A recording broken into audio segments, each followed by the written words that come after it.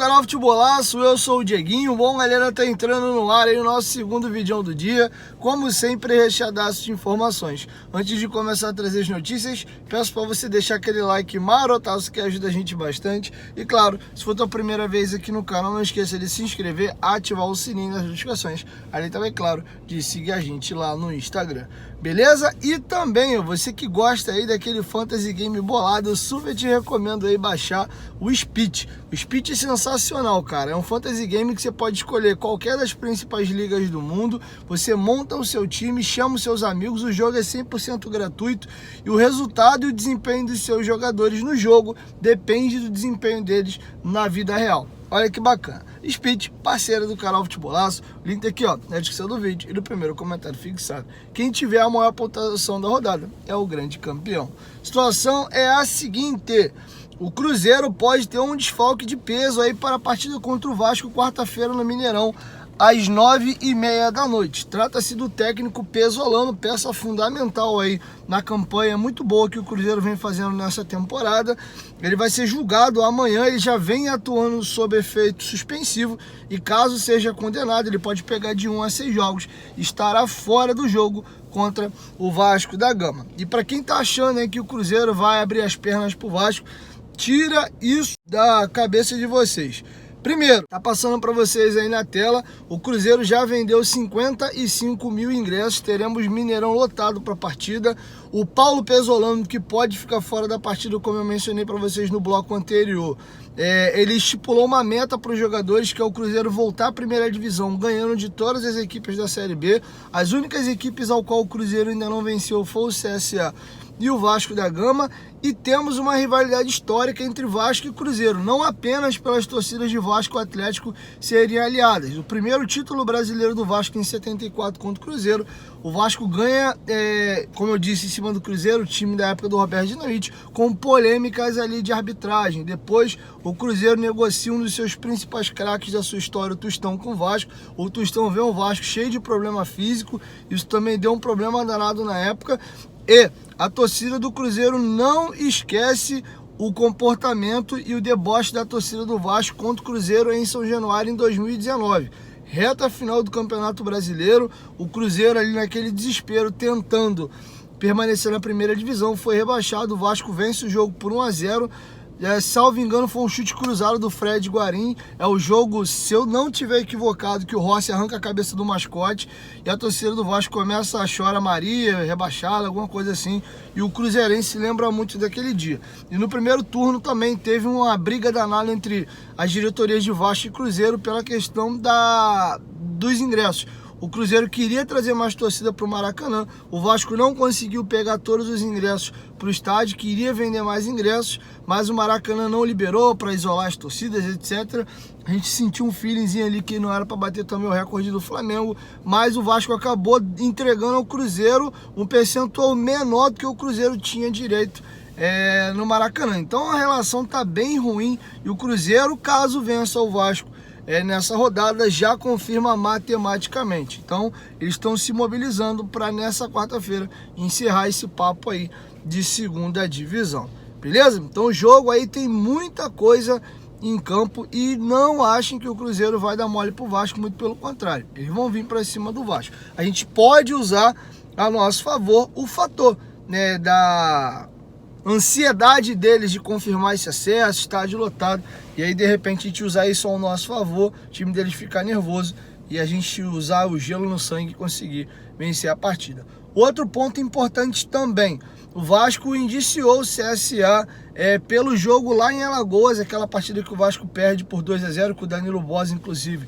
comete uma falha clamorosa, pelo preço dos ingressos. O CSA cobrou 4 vezes mais caro o valor do ingresso do que a torcida do CSA pagou. E pelo regulamento interno da CBF, independente de você ser mandante ou visitante, as duas torcidas têm que pagar o mesmo preço pelo local equivalente. Vamos supor que o Vasco vai jogar em São Januário contra o Londrina semana que vem.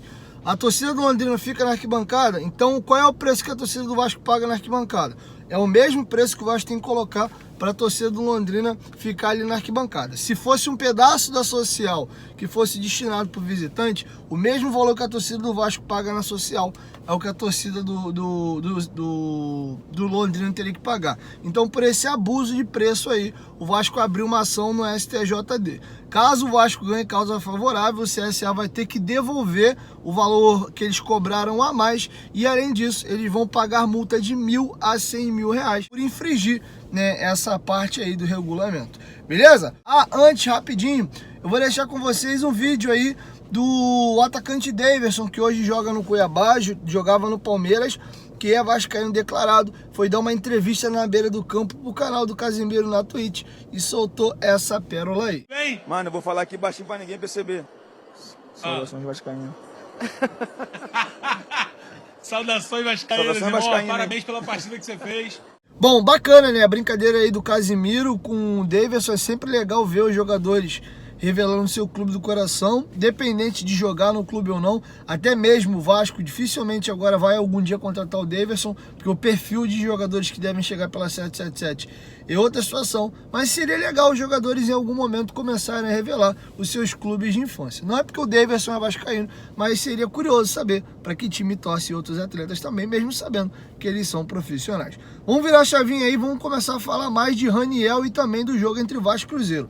Raniel vai reencontrar a equipe que o projetou a nível nacional. Ele é revelado no Santa Cruz, mas o Raniel aparece para o futebol brasileiro como uma grande promessa, vestindo as cores do Cruzeiro. Ele vai falar muito aqui da sua relação com o clube, qual a expectativa para esse jogo. Mas antes, vamos voltar no jogo do Náutico. O Raniel vinha alguns jogos sem marcar e o Nenê cede gentilmente ele a bola para ele bater o pênalti e abrir o placar. Vou deixar com vocês aí a minha pergunta para o Raniel e logo na sequência a resposta. Fala, Raniel, tudo bem? Boa tarde, aqui do canal Futebolaço. Conta um pouquinho pra gente daquele bastidor da batida do pênalti ali. O Nenê vinha batendo os pênaltis do Vasco.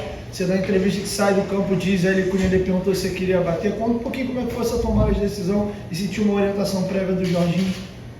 Então, sempre na preleção o Jorginho deixa bem a gente à vontade, né? Mas a gente sabe que o batedor oficial é o Nenê.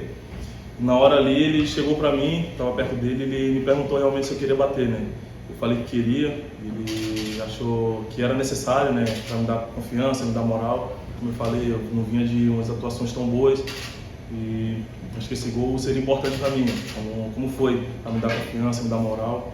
Então, o Nenê não tem nem o que falar dele, né, cara? Você vê o espírito de equipe no líder, né, como ele é, que qualquer outra pessoa talvez não queria fazer o gol, tá ali bem. Mas o Nenê não, viu que eu estava passando um momento difícil e decidiu deixar eu bater para poder pegar confiança. Então, agradecer mais uma vez ao Nenê. E deu uma tremidinha na perna ali para bater aquele pênalti, que a pressão estava grande. Não, a gente está acostumado já com isso aí, né? Claro que a pressão é grande ali em São Januário, mas já estou acostumado com isso aí. A gente é profissional e treina dia a dia para estar nesse momento mesmo. Bom, galera, para finalizar, o Raniel vai comentar os seguintes temas. Uma conversa que ele teve com o Jorginho passou confiança para ele, ele teve uma contusão, ficou um longo período sem atuar, voltou a jogar contra o Grêmio e foi bem, marcou gol novamente contra o Náutico. Ele vai falar dessa importância do ter um técnico que passa confiança para o jogador atuar e também sobre aquela questão da brincadeira do Pix. Rolou Pix aí pelo Nenê ter deixado ele bater o pênalti. Sim, vai ser especial para mim, né? O Cruzeiro, como você falou, o clube que me projetou, que me mostrou pro futebol nacional, que tem um maior carinho, um maior respeito do Cruzeiro. E aqui também está sendo um clube que eu acho que a minha melhor temporada, acho não, né? Tenho certeza, a minha melhor temporada desde que eu subi profissional, de gols e de jogos. Então acho que vai ser interessante esse jogo, né? Como falei, tenho um carinho pelo Cruzeiro, mas hoje eu visto a camisa do Vasco e tenho que honrar a camisa do Vasco. Então tem que sempre procurar dar o meu melhor para o Vasco vencer. Então, na verdade, a gente, um dia só ali no treino que a gente conversou um pouco, né? O treino rolando, ele parou, a gente chamou para conversar um pouco.